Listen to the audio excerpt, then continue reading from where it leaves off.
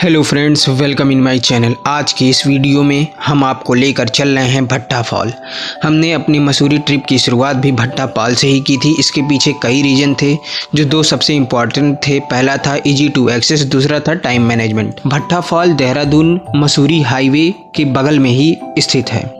जब आप देहरादून से मसूरी के लिए आएंगे तो आपको रास्ते में ही भट्टा फॉल दिख जाएगा। और इसके अलावा हमारे होटल से भट्टा फॉल की दूरी थी 8 किलोमीटर, जो कि हमने पहले ही बुक कर लिया था। इसके अलावा रास्ते के बारे में हम एकदम क्लियर हो चुके थे, क्योंकि हमें भी जब हम बस से देहरादून से मसूरी आ रहे थे तो हमें भी ये बाहर से दिख गया था, तो हमें किसी से कुछ पूछने की जरूरत नहीं थी। रास्ता एकदम क्लियर होने की वजह से हम सबसे पहले भट्टा फॉल ही जाना उचित समझा। इसके अलावा टाइम मैनेजमेंट भी था, क्योंकि हमने आधा से अधिक समय ट्रेवलिंग में ही गुजार दिया था। हम देहरादून रेलवे स्टेशन पर पहुंचे थे लगभग 8 बजे। वहां से मसूरी आते आते हमें बज गया था 11 और होटल चेक इन का टाइम 12 बजे था। मतलब हमने होटल में चेक इन 12 बजे किया। 1-2 घंटे वहां आराम करने के बाद तब हम निकले थे भट्टा फॉल के लिए। यानी कि हमारा आधे से अधिक दिन का समय बीत चुका। तो हमें ऐसी जगह जाना था जहाँ पे हमें बहुत ज्यादा खोजबीन ना करनी पड़े, इसीलिए हमने भट्टा फॉल चुना था। इसके अलावा हमने होटल पर ही एक बाइक रेंट पर ले लिया था, जिसका प्राइस लगभग 700 रुपए पर डे था। हम उसी बाइक से निकल लिए थे भट्टा फॉल के लिए। ये रास्ता बहुत ही सुंदर था और लगभग 15 से 20 मिनट में हम पहुंच चुके थे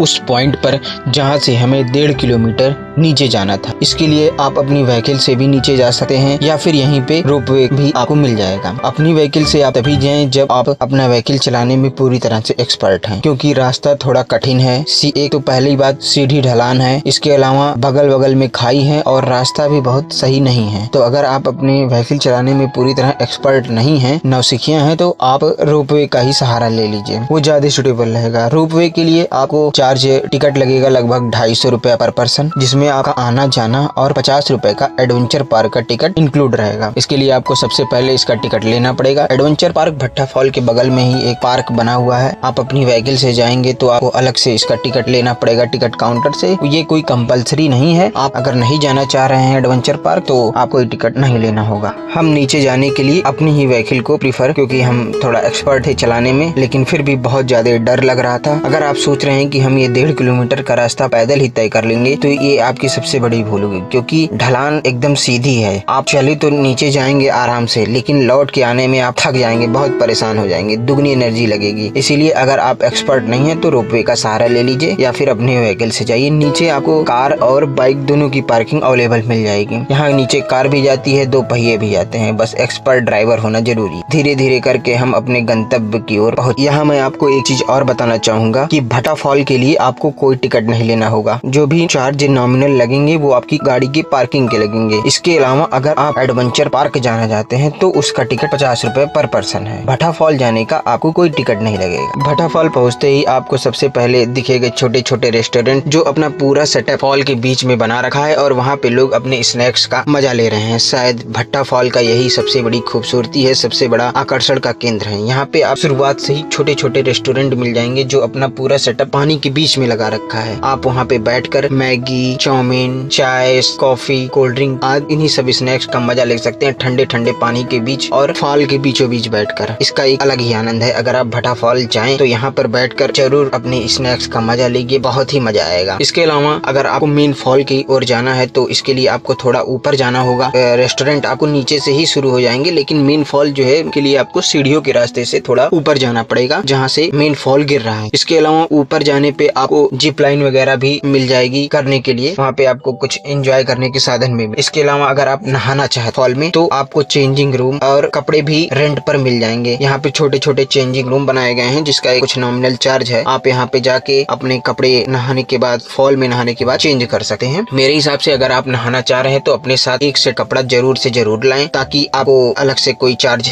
ना देना पड़े। इसके अलावा आप यहाँ बैठकर अपने स्नैक्स का भी आनंद ले सकते। भट्टा फॉल एक्सप्लोर करने के बाद हम चले गए थे एडवेंचर पार्क के लिए। एडवेंचर पार्क भट्टा फॉल के जस्ट बगल में ही प्रेजेंट है। एडवेंचर पार्क का टिकट आपके रोपवे के टिकट में ही इंक्लूड रहता है, लेकिन अगर आप अपनी पर्सनल व्हीकल से जाएंगे तो इसके लिए आपको अलग से टिकट लेना पड़ेगा, जिसकी प्राइस है 50 rupees per person. Adventure park में बच्चों और बड़ों के लिए कई सारी फन और एडवेंचरस एक्टिविटीज हैं। यहाँ आप बोटिंग और पानी के बौछारों के बीच डांसिंग का मजा भी ले सकते हैं। एडवेंचर पार्क में एडवेंचर पार्क की मेन एडवेंचरस एक्टिविटीज़ है ATP bike riding, giant swing, zip line और स्काई साइकिलिंग। इसके अलावा यहाँ पर चारों तरफ बहुत ही हरियाली है। अगर आप पेड़ों और हरियाली के शौकीन हैं तो यह जगह आपके लिए बहुत ही इंजॉयफुल रहेगी।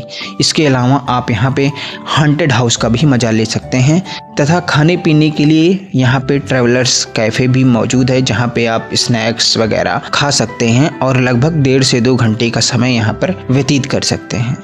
भट्टा फॉल और एडवेंचर पार्क एक्सप्लोर करने के लिए आपके पास कम से कम 3 से 4 घंटे का समय होना बहुत ही आवश्यक, तभी आप इसका एंजॉय कर सकते। 1.5 से 2 घंटे समय व्यतीत करने के बाद हम निकल गए थे यहाँ से मसूरी लेक के लिए, जो कि यहाँ से लगभग 2 से 2.5 किलोमीटर है।